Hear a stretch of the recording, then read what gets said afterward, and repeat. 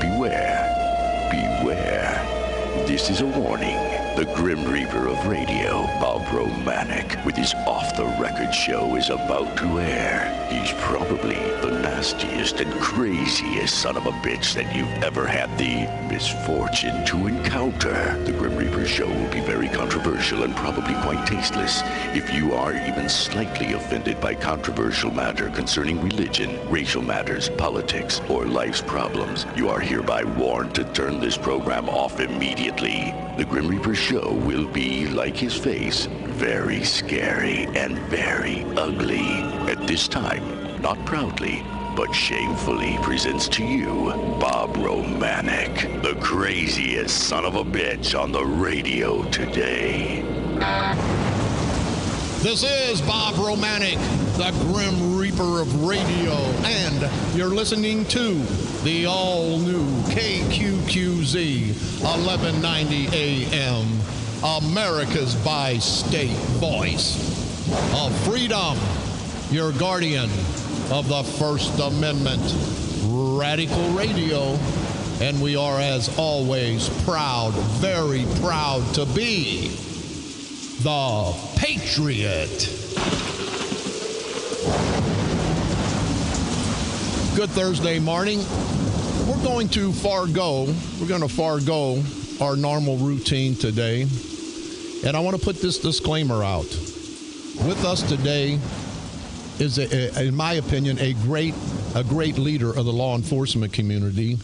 And he's here not to endorse me, not to agree with anything I say, not to agree with this station, not to endorse this station. This gentleman has taken time out of his very, very, very busy schedule to be transparent to the people that he serves. And I thank him for that. So you guys know how I go. I go a little crazy, talk politics, but out of respect for this gentleman, there'll be no politics because he's not a politician. He's a public servant, a true public servant. And I want to introduce to you the man of the hour. It's his 5th year anniversary as the United States Attorney for the Southern District of Illinois. A man of the people, and I mean that seriously. I've watched him. I've been an ex-policeman, and I've been on the other side of the law. This man is fair. He's honest. He's done a job that we can all be proud of. I'd like to introduce to you at this time and congratulate him on 5 very, very successful years as the United States Attorney for the Southern District of Illinois, Mr. Steve Wyatt Earp Wigington. Mr. Wigington, how you doing, sir? I'm doing great, Bob. Thank you so much for that warm and welcome introduction.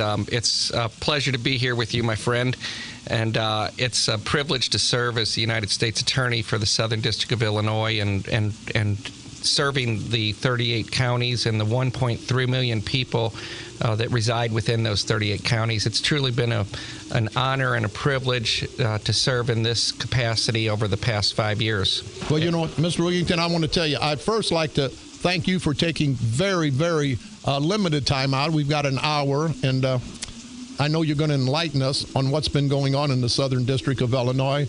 It's your 5th year, and again, I want to congratulate you. Again, I've been a chief of police, been a homicide detective. I've been in federal prison, and I mean this. I've never witnessed a U.S. attorney that's been as fair and honest. And I don't have to say that because I've done something wrong. I'm going to try to get on your good side. I'm saying that because I'm being truthful. I've talked with a lot of people, and I've been involved, and I'm still around law enforcement. And you have done nothing but gain respect from everybody in the Southern District of Illinois because you're a hands-on state's attorney. You're a hands-on state's attorney.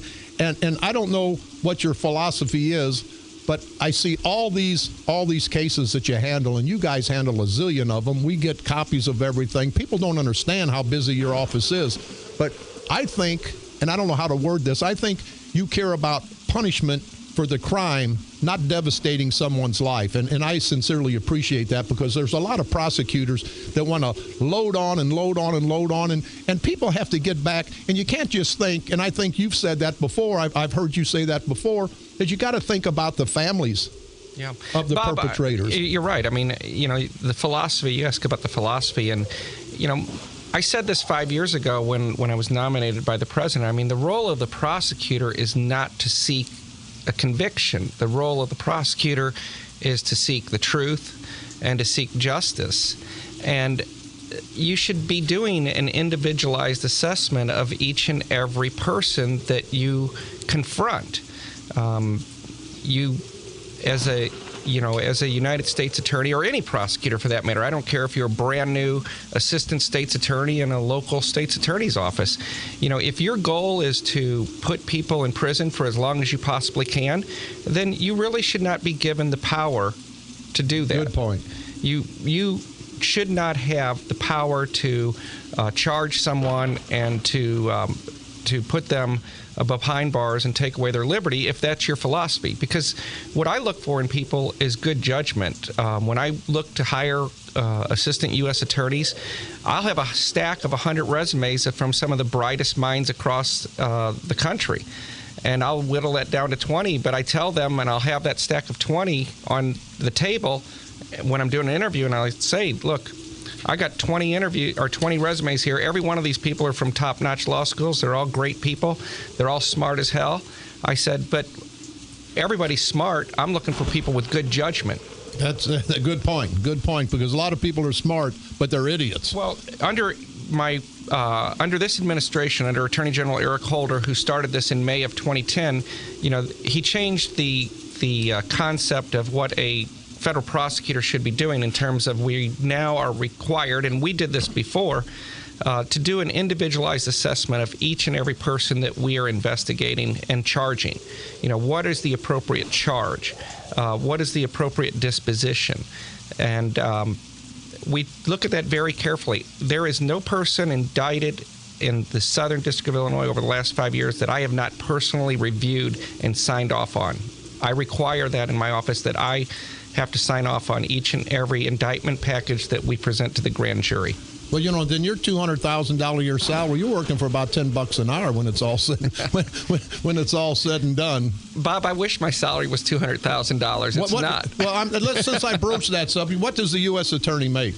I think this year it is $157,000. And here's what I'd say to that. Being an ex-legal investigator, I want to doubly salute you, because I know a man of your caliber, legal caliber and stature, you can make 3 times as much, 4 times as much, and apparently to you, it's about serving your country than grabbing the buck. And and if people, you think about it, this gentleman here, and he's been a very, very good attorney on the outside, and I don't know how much he could make, $500,000-$600,000 a year. That's average.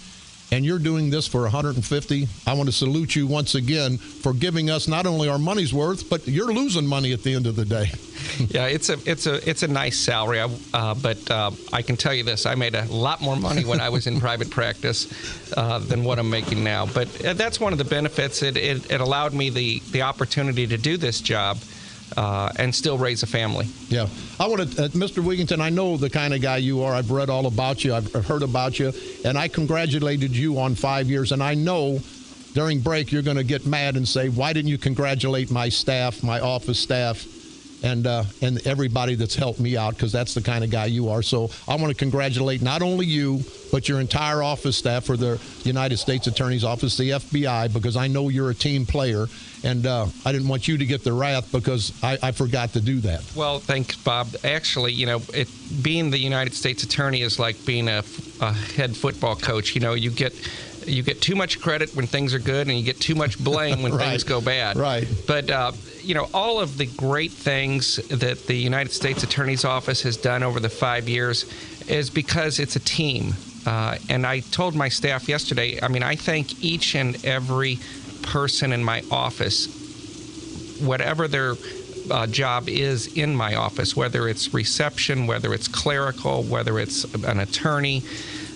everybody is a team player and contributes to the success, because the success is making sure that we obtain justice for the citizens of Southern Illinois and for all of the citizens of this great nation. You know, I have a wonderful executive assistant, Karen Harriman, who keeps me. Beautiful lady. Yeah, she's a beautiful lady inside and out. Okay. And I'm just fortunate. I have a wonderful family, wonderful wife, Kathy, and kids, Stephanie and Nick. Hello, kids. I know my dad, Ben, is an avid listener of your program. Well, sir, I'm going to tell you, Mr. Wigington, not only do you have an intelligent son, I can tell where the intelligence comes from. Thank you very much. And, sir, Mr. Wigington, the real Mr. Wigington from Troy, thank you very much for taking the time, sir, to listen. Mr. Wigington, before we talk some serious issues, I don't know if you're the first U.S. attorney. I know the politicians, and you're a public servant by all means. Politicians always have golf tournaments to support their cause. Now, I don't know, are you the first U.S. attorney in this district that's ever had a golf tournament? But I know the money that you raise is to help law enforcement throughout the Southern District of Illinois. And I, again, being an ex-police officer, want to salute you, because most U.S. attorneys don't want to get involved with the local law enforcement, but you get highly involved with local law enforcement. Well, one of the advantages I have when I came into this job 5 years ago was that I was the first locally homegrown United States attorney. So I grew up my entire life in the Metro East area, practiced law in both St. Clair and Madison County, was a prosecutor in Madison County State's Attorney's Office. So I knew a lot of local law enforcement. Being the city attorney of Troy and Maryville and Freeburg and working for Glen Carbon, I knew a lot of the local police departments. So that gave me a great advantage. And what I did, Bob, 5 years ago, honestly, when I came into this job, is I went to all the police chiefs. I would go to the town and meet with them and say, you know, this is a new day. This is a new dawn. We are not the feds who sit on the temple up high. We are equals. We are partners. We are no better than you, and we're no worse than you. And we have to do things as task force here, Bob. We do not have a 1,000-member police department like the St. Louis Metropolitan Police or St. Louis County. So in order to fight violent crime, in order to fight drug cartels who are trying to penetrate our district, you know, we have to do that as task force and with partners. Mr. Wigington, before we take a break, I want to talk about a little bit, we've got a little bit of time yet, the public corruption, and that's near and dear to my heart. And you being a public servant, you know, you gotta, I would think, teeter on a tightrope, because these politicians, everybody knows how they try to put pressure on the governor, on the president. But I'll tell you what, and again, and I've followed your 5-year career, you have stood up, because I know there's decisions you made that weren't really popular with some political people. But I want to again salute you for that, because this political corruption is near and dear to my heart. We talk about it every day here. But can we discuss somewhat of as much as you can? I know there's certain things you can't say, but can you give us and every listener in the Southern District of Illinois a little insight to this public corruption? And again, we all want to salute you, because there's been U.S. attorneys in the past that would take the personalities, take the political people, and not worry about them. But I think you've done your job. I don't think you care about a name, about a party affiliation. You care about the truth and justice. And again, we want to salute you for that. Well, thanks, Bob. Yeah, we take public corruption very seriously. That's an area where we have what's called a substantial federal interest, both in local, municipal, state, and federal politics. We must have confidence in the officials that we elect in this country. And we have a public corruption task force.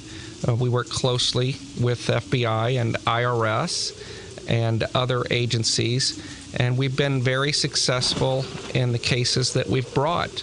We've been, when I came into this position 5 years ago, about 12% of our office docket was what was considered fraud and corruption, or what's commonly referred to as white collar. And a small part of that was public corruption.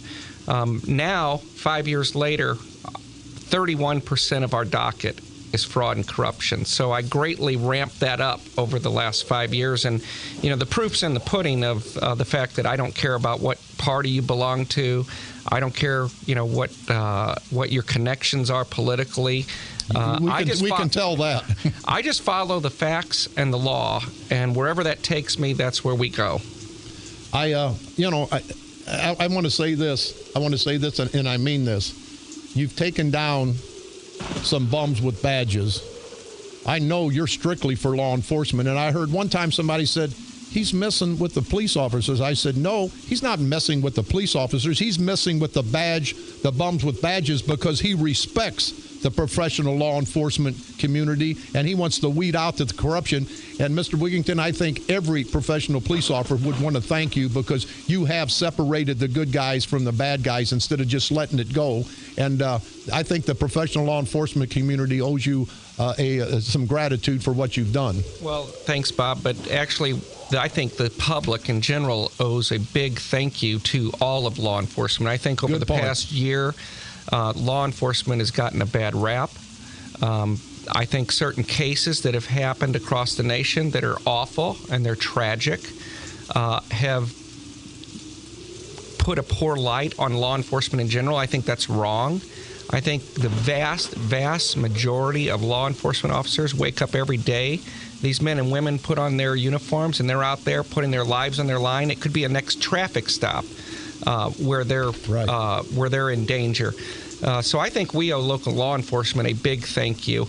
They do serve and protect, but there are bad ones, and the bad ones that we look for, we locate, we investigate, and then we hopefully put them away. And I know just off the top of my head, we have taken down the chief of detectives of East St. Louis, Orlando Ward. We took down the chief of detectives of Washington Park, Kim McAfee. We took down Corey Allen, the assistant police chief in Centerville. I lost count of how many police officers we've convicted, and we work closely with Brendan Kelly, who's a fabulous partner, a great friend in the St. Clair County State's Attorney's Office. He's been very aggressive in using the official misconduct statute in areas where we might not have a strong case. So together with Brendan Kelly, I think we've tried to help clean up some of these troubled police departments. Yeah, well, you're not giving yourself, enough credit. You've raised the bar, Mr. Wigington, and you know that. You've raised the bar that all these prosecutors in your district of the Southern District of Illinois, they know you're about business. And I think they wanted to be about business, but in the past, there's been a lot of politics played. And I think the biggest thing that I can salute you for, you've been fair and honest with everybody. You haven't played politics. You've been a true public servant. And you won't get in contact with a lot of people, but I do when we talk about law enforcement. And they always give you the kudos because they think you're fair, think you're honest, and you're not a politician. And that's what we want to keep out of law enforcement and the prosecutor's office. We want to get people that are concerned about the community in general, who want to be fair. And I think you've deserved and earned that title. Yeah. Well, I work with great prosecutors in my office, and these are career federal prosecutors. And quite honestly, Bob, politics never come up in the United States Attorney's Office. We do not discuss politics. I couldn't tell you what the political background, how most of my people feel. And I can tell you, we never take politics into consideration when we're identifying a target of investigation. Yeah. I mean, that is never an issue that even comes up. Well, that's good for everybody, though. That just keeps it out of the office completely. And before we take a break, Mr. Wigington, let's get back to your golf tournament. Can anybody, and I know you're not soliciting funds, but there's people that want to get involved to help the law enforcement community. How can we, if we can discuss that, if we can, I understand, but if we can, how can people get involved in the golf tournament? Well, it was 5 years ago, Bob, that actually it was with the assistance of my executive assistant, Karen Harriman, and her husband, Brad Harriman, that we thought, how can we raise money for local law enforcement? A lot of these local police departments don't have the money to send their police officers to professional training out of state. So we came up with this idea to hold an annual golf tournament called the Red, White, and Blue Classic. And It's October 1st. It's the first Thursday of each October. This will be the 5th one. And it's at Tamarack Golf Course. It's a wonderful event. And if anybody wants to sponsor, they can contact Karen Harriman at my office, 628-3700. Or they can contact you, Bob. You've been a great supporter of local law enforcement. We appreciate all your support. Well, thank you, sir. And every dime, as you know, Bob, every dime goes back to local law enforcement. We send people on training. What we really need, Bob, is I really want to use this money to help build an infrastructure of good police departments that have forensic training, because almost every crime now involves a computer, right, or a cell phone. I want to talk about, let's take a quick break. When we come back, I want to talk about, and I don't believe this figure, and you're going to have to verify it. I was told through good sources that I think your budget's $5-6 million a year. Someone told me, and we'll leave it in suspense until after the break. Someone told me that your office has recouped and brought back to all of the citizens of this great United States, and especially the Southern District of Illinois, approximately $500 million. And we'll talk about that right after this break. This is Bob Romanik.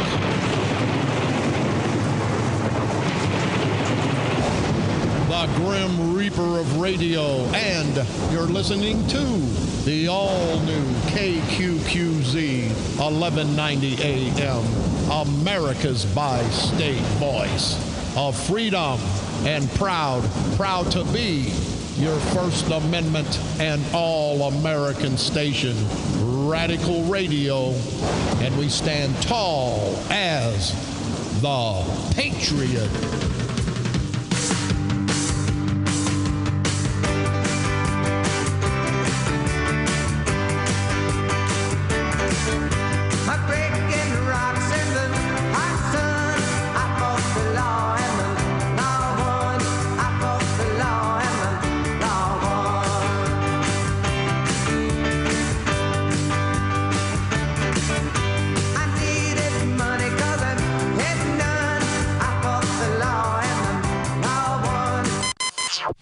From KQQZ 1190 AM, St. Louis, Missouri, USA, you're listening to Bob Romanik, the Grim Reaper of radio.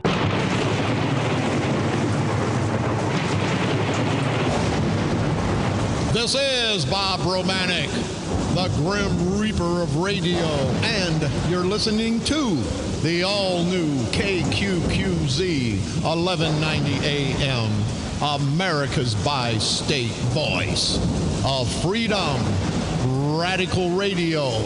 And we are, as always, proud, very proud to be the Patriot. Bad boys, what you want, what you want, what you gonna do when Sheriff John Brown come for you? Tell me what you gonna do, what you gonna do. Yeah. Bad boys, what you gonna do, what you gonna do when they come for you? Bad boys, what you gonna do? You know what you're gonna do when Steve White Earp Wigington, the United States Attorney for the Southern District of Illinois, comes after you? You're in trouble. With me, again, Mr.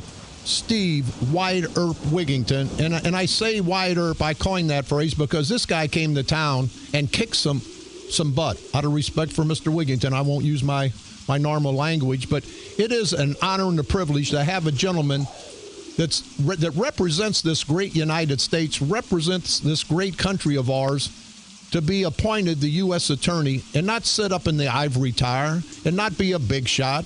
He has a suit on today, but normally I'm sure he doesn't. He's out there with all, when I would say it's not a very expensive suit, but I know he's trying to say, no, I'm going to get in trouble here. But I work for the government. Oh, okay. Oh, see, there you go. See, I made a point here, but no, Mr. Wigington, seriously, it is an honor and a privilege. You have fought, and I'll bring it up again. You were a private attorney, and I don't know what you were making, but I know you were very, very successful. For you to take the time out of your life to take at least 5 years, and again, congratulations for you and your staff on this 5th year anniversary, and I feel privileged that you were here on your anniversary date, for you to take 5 years out of your life, at least 5. I don't know where you're going from here. I hope you stick around for 20. But to take those years out of your life and to give back to the community, and you are truly a public servant. And I want to ask you this one question. Tell me it ain't so. I'd say Joe, but that's not your name. Tell me it's not so.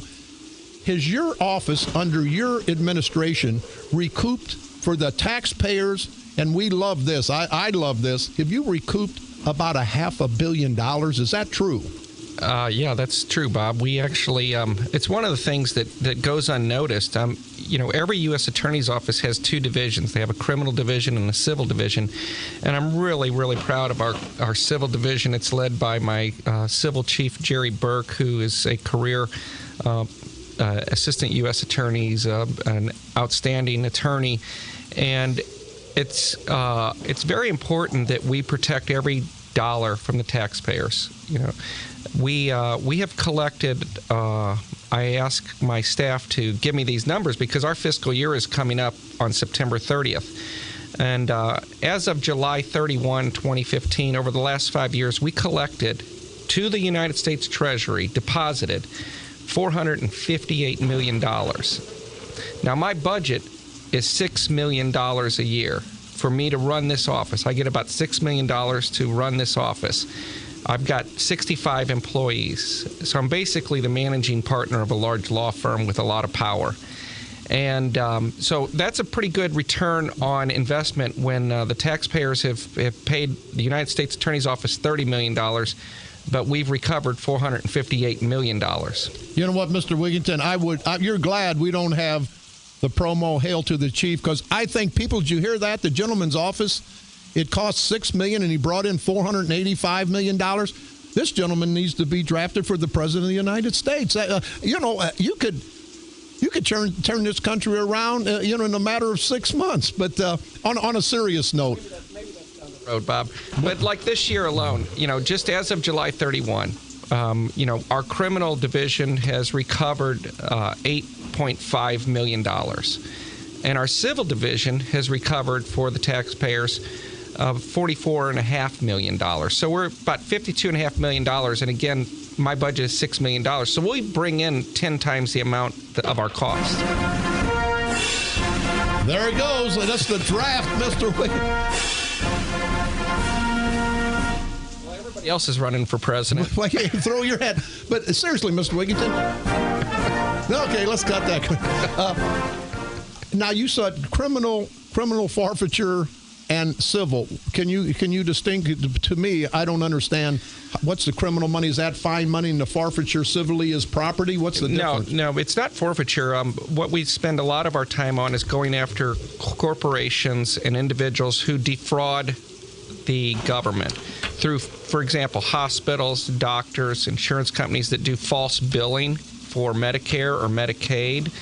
We do defense contracting fraud. We are very active in that area because Scott Air Force Base is the headquarters of the United States Transportation Command. So every single item that has been shipped via boat, train, tractor-trailer, or air is arranged logistically through United States Transportation Command at Scott Air Force Base. That means every one of those contracts that we enter into to supply goods and services to our troops in Afghanistan or Iraq or other areas, the African continent, that contract is venued in Southern Illinois. So I can go after those defense contractors that defraud us. And we've been very successful in that area. We, in one case alone, we recovered $31 million this year from a defense contractor who was overcharging the taxpayers for the work they were performing. And we've done another case for about $4.5 million. They're very interesting cases. You don't realize how much it costs to go to war. It costs about $1 trillion a year. Right.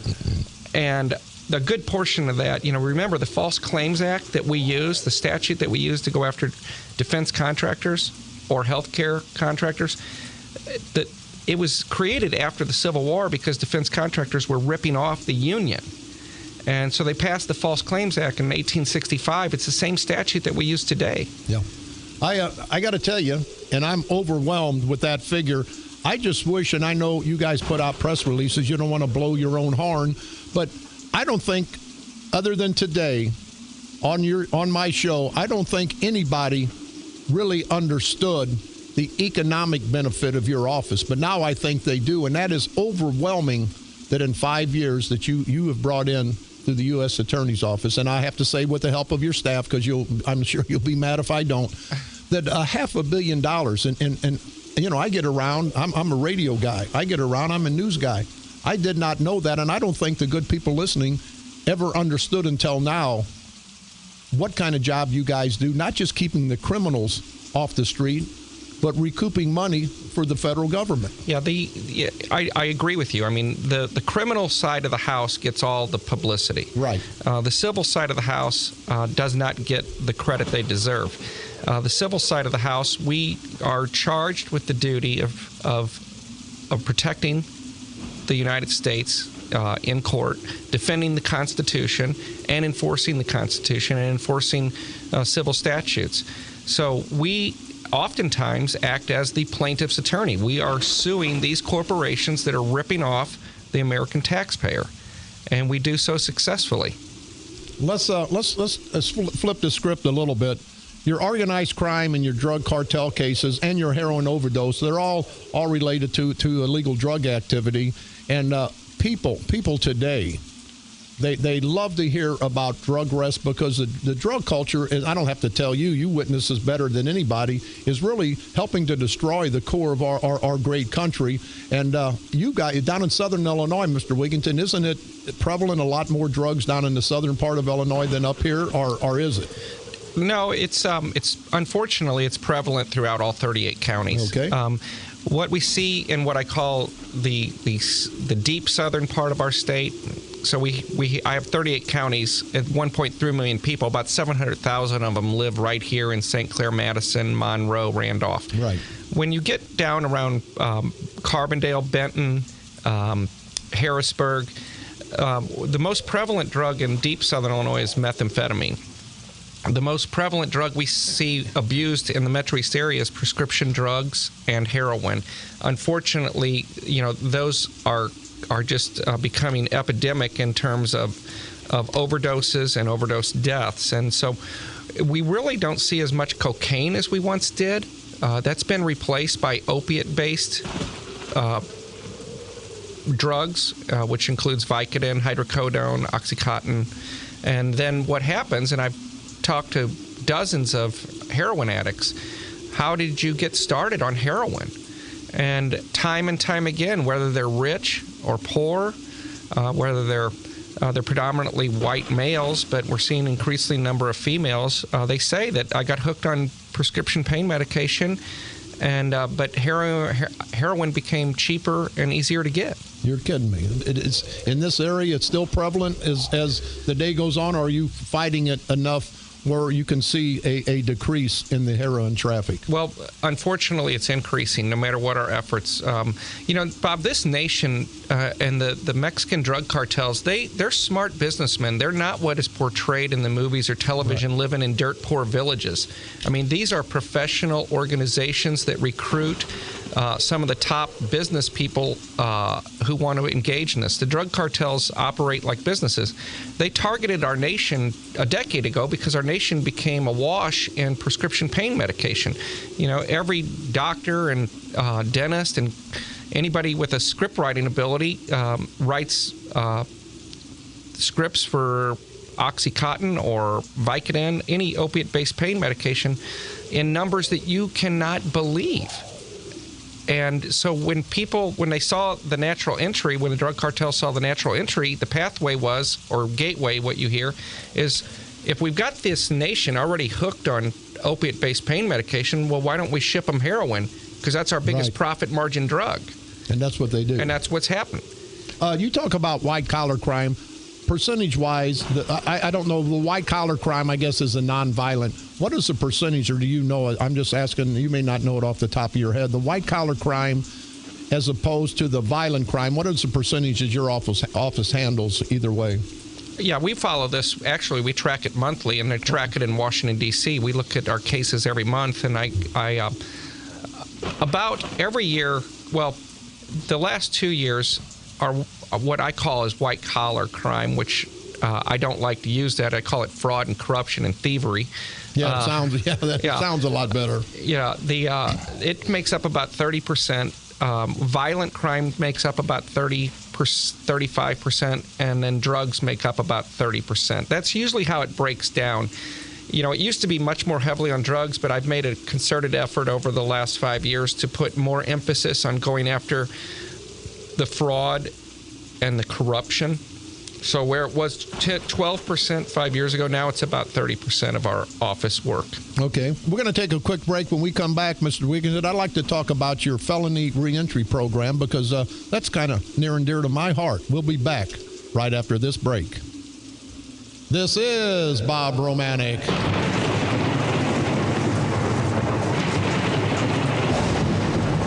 The Grim Reaper of Radio, and you're listening to the all-new KQQZ 1190 AM, America's bi-state voice of freedom, radical radio, and we are, as always, very proud to be the Patriot.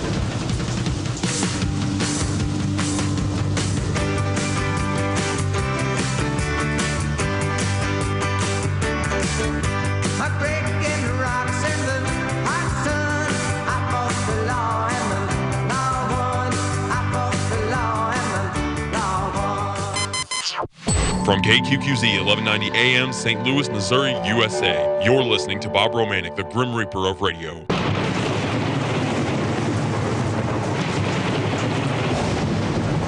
This is Bob Romanik, the Grim Reaper of Radio, and you're listening to the all-new KQQZ 1190 AM, America's bi-state voice of freedom, radical radio, and we are, as always, proud, very proud to be the Patriot. Bad boys, what you want, what you want, what you gonna do when Chevy John Brown come for you? Tell me what you wanna do, what you gonna do. Bad boys, what you gonna do? What you gonna do when they come for you? Bad boys, what you gonna do? You know what you're gonna do? You're gonna get the long arm of the law, Mr. Steve White Earp Wigginton. That's what you're gonna get. Again, with me, and it is an honor and a privilege, and we salute him and his office for 5 great years as a U.S. Attorney for the Southern District of Illinois. We've got an hour show. We're going to go over a little bit. Mr. Wigginton, graciously enough, said, hey, Bob, if you want to take callers, I don't want to duck anybody's call. I want to be transparent, and I'd love to do that, but we don't have quite that much time. Maybe next time we'll invite Mr. Wigginton in, and he can field all the calls, because I think he's ready for them. I think he can stand tall on any question, but we just don't have the time. Mr. Wigginton, I wanted to talk about a subject near and dear to my heart. All my listeners know that I'm an ex-chief of police, ex-homicide detective in East St. Louis, and an ex-con. And when I heard that you started this felony reentry program, or whatever you label it, that you want to try to bring the felons back into the community, I talked with a guy at a tavern. He said, you know what, I met Mr. Wigginton, and I told him I was a felon, and he said, Mr. Wigginton took out his hand, shook my hand, and says, welcome back. And I sincerely, as an ex-felon, appreciate that. Well, thanks, Bob. You know, the nation has to realize that, you know, we have 2.1 million people incarcerated. We have 217,000 just in the Federal Bureau of Prisons. And 95% of those people are coming back to community after they've served their time and paid their dues to the justice system. And what are we going to do with those individuals? You know, I believe that everybody deserves a second chance. Now, not very violent people or people that hurt children, but for the most part, the vast majority of our people that go to prison are drug-related or fraud and corruption. But let's talk about those individuals that are coming back. we need to help them. We need to help them return as citizens. And what we've done over the last 5 years is worked hard to establish a reentry program where we work closely with Magistrate Judge Donald Wilkerson, who created this program actually before I did. In terms, it's called the CAP program, and it's the Court Assistance Program, where we identify those individuals that are returning from the Federal Bureau of Prison that are on supervised release, that are high risk for reoffending or for failing.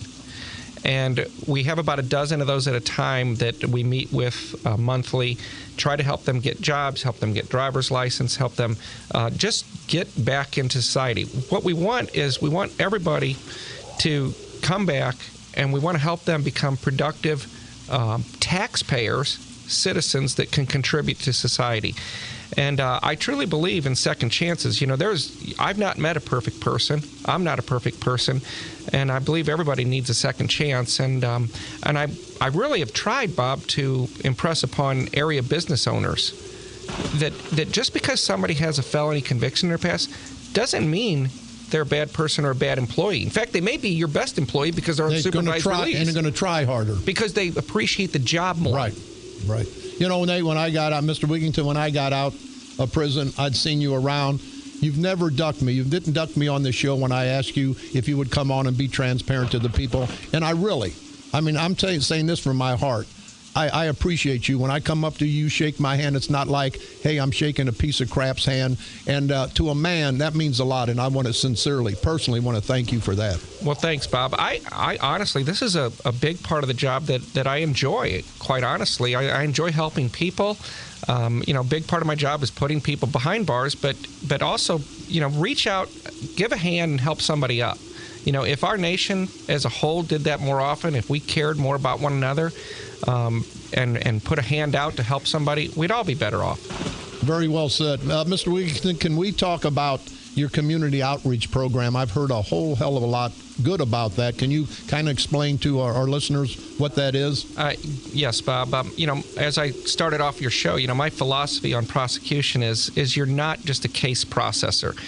That file in front of you, that's a human being. That's an individual. Good point. It's not just a case. And so I tell all of my prosecutors, look, you're not just a case processor. You got to change that mentality, that thinking. We're community problem solvers. And so we need to be out in the community. And that's one thing that I've spent a ton of time on, a lot of time at night, a lot of time on weekends, just going to community outreach. One of the favorite things that I do in this job is, we man a soup bus, a pizza bus. It's a converted school bus, converted into a dining car. And for $100, and that's what it takes, $100, we buy Little Caesars pizzas, fruit and vegetables, and we go feed about 100 kids in the Gompers projects in East St. Louis. And I've been doing this for 5 years, and I've never highlighted it because it's just one of the things I love to do. And I've watched some of these little kids, grow up with me, and they call me Mr. Steve.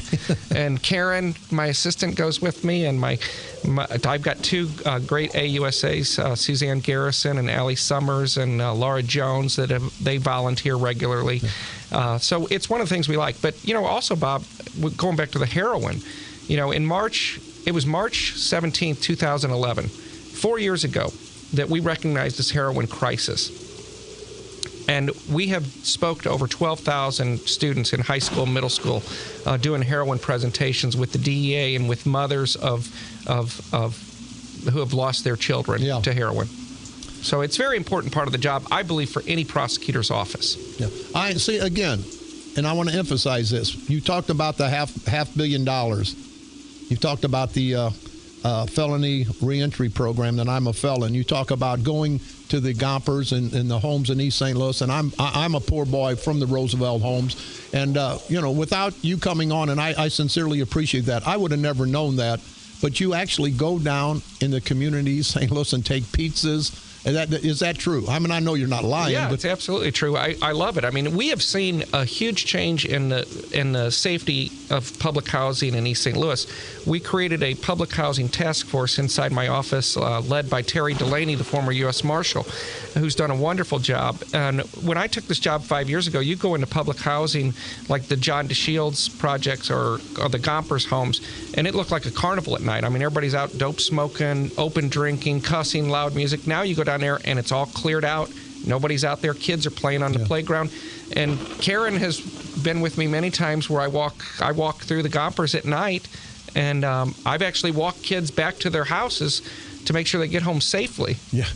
Now, people out there listening, you know why I call him Wyatt Earp Wigington. You got more guts than that packing house, Mr. Wigington, and I mean that sincerely. But again, that's what and after talking to you for this hour, that's what I like most about you. You're a people person. You know, you're not one of these guys, and everybody knows what I'm talking about, that's got a big title and got a big head to go along with it. You've got a big title, but you've got a big heart to go along with it, and I sincerely appreciate that. What's in your future, Mr. Wigington? I want to congratulate you and your staff, Mrs. Karen Harriman, and I want to say a shout out to her husband, Brad, because he's a great guy, and I know he's part of your inner structure with the golf tournament. But I hope you stick around. If you can get us $500 million, I'm gonna get my handcuffs that they put on me years back and put them on you and keep you up in the U.S. Attorney's office. Well, I wish I worked for a percentage or a contingent fee like I did in private practice. Well, there you go. Then I'd probably stay a long time. But we've got a lot of things on our platter right now at our office. You know, we're nearing our fiscal year end. Our fiscal year ends September 30th, and so what we do at this time of year each year is we reevaluate where we are. Where are we positioning? It's kind of like cooking, Bob. Where do we want to turn up the heat, and who do we want to turn it up on, or what program do we want to turn it up on? Yeah. And we're going through that process right now, and we'll be doing that for the next month. And we will evaluate where we are, and then I'll evaluate what I want to do here in the near future. I mean, this administration's coming to an end. The elections are around the corner. I serve at the will of the president, so regardless of what I do, this administration ends January 20th of 2017. So I'm in the fourth quarter of my term, nearing the 2-minute warning. I've had a great ride. I enjoy the job. I hope I've served the people well. I hope the people are pleased with what I've done. But you can't please everybody, but I'm pleased with what I've done, and I think that's all that matters. Well, I think no matter what you do, you've left, if you leave, and I hope you never leave, I think you've left the U.S. Attorney's Office in real good hands. You've left it really with a reputation, a stellar reputation, and whoever, when it happens, takes over for you ought to thank you, because you've got that plane, the United States Attorney's Office for the Southern District of Illinois, you got that plane on autopilot. It should be easy flying when you leave. Yeah, I've got great people there. I can't say enough good things about them. And I've been able to hire 9 assistant U.S. attorneys during my term. So that's going to be my legacy, the people I hire. And, you've mentioned big hearts. I think it's more important to have a big heart than a big title.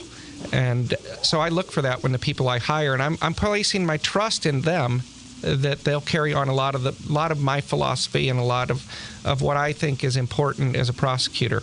I've told my staff time and time again, I never want this office to be known as the most harsh or the toughest prosecutor's office. I want it to be known as the most admired office. Like Forbes magazine or Business Week says most admired companies. I want the U.S. Attorney's Office to be the most admired prosecutor's office. We're going to have to get out of here. We don't have a lot more time, but your parting thoughts for the good people of the Southern District of Illinois, your little philosophy, your take, and the direction that you hope this great country goes.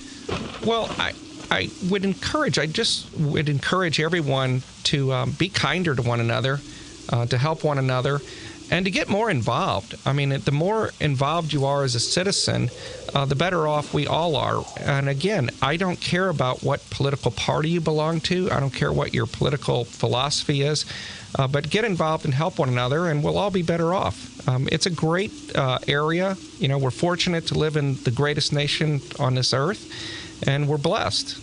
So, I just want to do my job and do it well, and so I can look in the mirror and go look at my family and say hello to my lovely wife, Kathy, and my kids, and get on with life. I'll tell you what, Steve White Earp Wigington, we want to salute you here at KQQZ and all throughout the Southern District of Illinois. You've done an exceptionally good job. You've been a great man. Karen Harriman, his executive assistant, I know she's his right hand, and I want to salute her and everyone in the U.S. Attorney's Office. Mr. Steve White Earp Wigington, the U.S. Attorney for the Southern District of Illinois. You've heard what he's about. You've heard what he's done, and you've heard the legacy when he does leave. Hopefully never, but when he does, the legacy he's going to leave with the U.S. Attorney's Office. Once again, Steve White Earp Wigington, U.S. Attorney for the Southern District of Illinois. Congratulations on five great years. Thank you, Bob. It's been a pleasure being here with you. You're a good man, and you're a great supporter of law enforcement, and I appreciate your friendship. I appreciate yours. Thank you very much, sir. Hey, we're going to have to go. What a great show. People, now you understand what the U.S. Attorney's Office is about. This gentleman has taken his valuable time out to come on and be transparent to everyone in the Southern District of Illinois, because we reach far out south. Now you people know. Now it's not, they're doing this, they're doing that. You've heard all the positive, and the positive sure outweighs the negative. Once again, congratulations, Mr. Steve White Earp Wigington, on 5 great years at the U.S. Attorney's Office. We got to go. We'll see you tomorrow. This is Bob Romanik.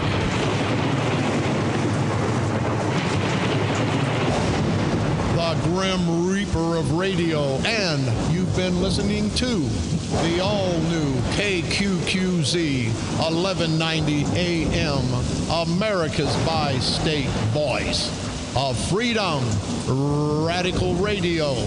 And we are, as always, proud to be the Patriot.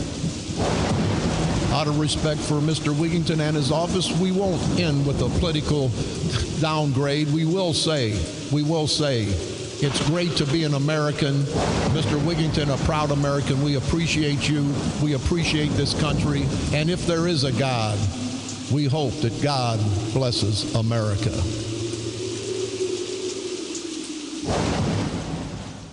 They're coming to take me away, ha-ha. They're coming to take me away, ho-ho, hee-hee, ha-ha. To the funny farm where life is beautiful all the time. And I'll be happy to see those nice young men in their clean white coats. And they're coming to take me away, ha-ha. The Patriot.